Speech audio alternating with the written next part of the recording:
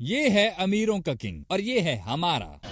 कहते हैं 30 साल की उम्र में बंदा अपने कैरियर की पीक पे होता है और उस पीक में भाई का पेट देखें, और वो देखो 36 साल की उम्र में जो क्रिकेटर्स इंजरीज का शिकार हो जाते हैं बार बार, उस उम्र में कोहली की फिटनेस का लेवल चेक करो। एक कसम से सच में शर्मिंदगी सी हो रही है कि हमने एक झूठा हवा बनाया हुआ था। कोहली सेंचुरी भी मारता तो लोगों को लगता है कि अरे नहीं नहीं वो पैसे दिए होंगे इसने उनको, मुखालिफों को, उसने कैच छोड़ा, ये हुआ वो हुआ। अदरवाइज कोहली वोली कुछ भी नहीं है यार। तो हम ये जो झूठे परसेप्शन में जी रहे थे, अपनी एक झूठी दुनिया में जी रहे थे, मुझे लगता है कि अब वो टाइम है कि कोहली से सॉरी बोलने का दिल कर रहा है कि भाई इतने बड़े लेजेंड के साथ हम किसको कंपेयर कर रहे थे। ये सिर्फ बातें नहीं है, ये रियलिटी देख लो सबके सामने। तस्वीरें देखो, ये 2012 से शुरू हुआ, ये देखो 183 रन इसने जो पाकिस्तान को मारकर मैच जितवाया था कोहली ने। ये फिर 2012 की पिक्चर है जिसमें इसने हमें कूटा था। ये नीचे विराट कोहली 49 रन। ये 2016 के एशिया कप जिसमें हमारे महान पूर्वज जो बैट्समैन होते थे जिन्होंने 82 रन का मेरे ख्याल से टारगेट दिया था इंडिया को। अब जब जाहिर है महान पूर्वज बुजुर्गों की परंपरा ऐसी थी तो उसी परंपरा पे आजकल के भी हमारे बैट्समैन चलते हैं ना।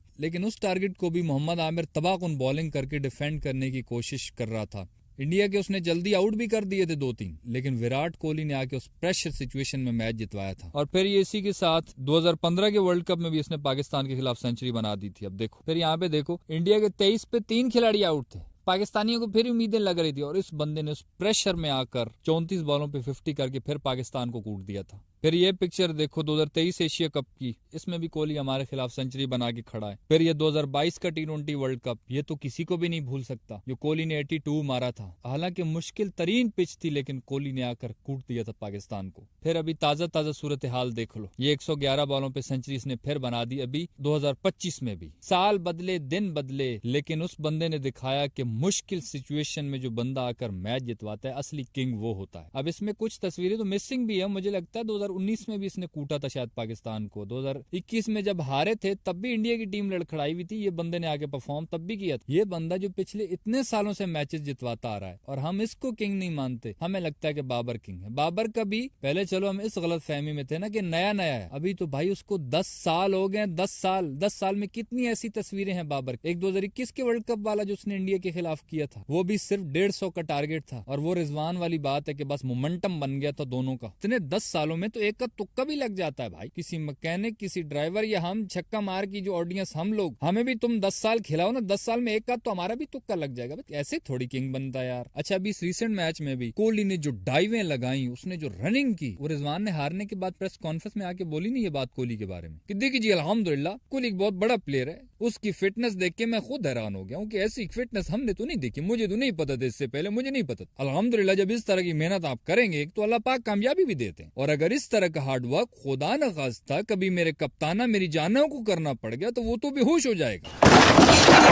अब रिसेंट कुछ अरसे में जब बाबर का पेट निकला हुआ हमने देखा तो हम खुद शौक हुए कि यार इसको हम पूरे पाकिस्तानियों ने किंग बनाया हुआ, और ये देखो किंग का ऐसे पेट निकला होता है यार। और परफॉर्मेंस भी आप लोगों के सामने, जो बड़े बड़े क्रिकेट एक्सपर्ट्स हैं, क्रिकेटर्स हैं, उन्होंने भी ये बातें की है। शोएब अख्तर की रिएक्शन देख लेते हैं। ये हारने के बाद शोएब अख्तर ने भी ये बात बोली कि विराट कोहली किसकी लेगेसी को फॉलो कर रहा है, सचिन तेंदुलकर की, जिसकी 100 सेंचुरियां, और ये हमारे वाला किसकी लेगेसी को फॉलो कर रहा है, जो खुद टुक टुक था। अब टुक टुक का मतलब आप समझते ही, मिसबा भाई जाहिर है, वो जो अक्सर मैं वीडियोस में कहता है ना कि बुजुर्गों की परंपरा, पूर्वजों के नक्शे कदम पे चल रहे हैं, तो वो पूर्वज हमारे वही थे। जब वो टुक टुक थे तो जाहिर है फिर इन्होंने भी ऐसे ही करना है। शोएब अख्तर ने तो ये भी कहा कि ये फ्रॉड है, फ्रॉड, कोई नंबर 1 नहीं, फ्रॉड है ये। फिर मोहम्मद हफीज का रिएक्शन था कि क्रिकेट का असली किंग जो है वो वाकई में विराट कोहली है, बाबर कोई किंग शिंग नहीं है। ये पीआर के चक्रों से बाहर निकलना चाहिए, पीआर की वजह से किंग बना हुआ है। पीआर मतलब यही कि जरा पैसे शैसे देकर जानबूझकर अपनी हाइप क्रिएट करवाना, सोशल मीडिया इधर उधर। फिर वो इंडिया का बड़ा फेमस जर्नलिस्ट है विक्रांत गुप्ता, उसने भी ये रिएक्शन दिया कि यार एक टाइम पे मुझे भी लगता था कि शायद बाबर किंग है वाकई में, और ये बहुत तबाही करेगा आगे, लेकिन मैं गलत था। ये सिर्फ रन्स बनाने की वजह से हमें किंग लगने लग गया। हालांकि सिर्फ रन्स बनाने से बड़ा बैट्समैन नहीं बनता, वो मैचेस जितवाने से होता है। आपने मोहम्मद आमिर को देखा था, उसको कई दफा गालियां पड़ी हैं, किस वजह से कि वो बाबर को बोलता था कि ये स्लो खेलता है, उस वजह से उसको कितना हेट मिला है। हालांकि अभी चैंपियंस ट्रॉफी से पहले उसने बाबर के लिए ट्वीट भी किया कि ये रन्स करेगा, लेकिन अगर रियल मैच विनर की बात है और बड़े बैट्समैन की बात है तो वो गालियां खा लेता है, लेकिन वो इस चीज को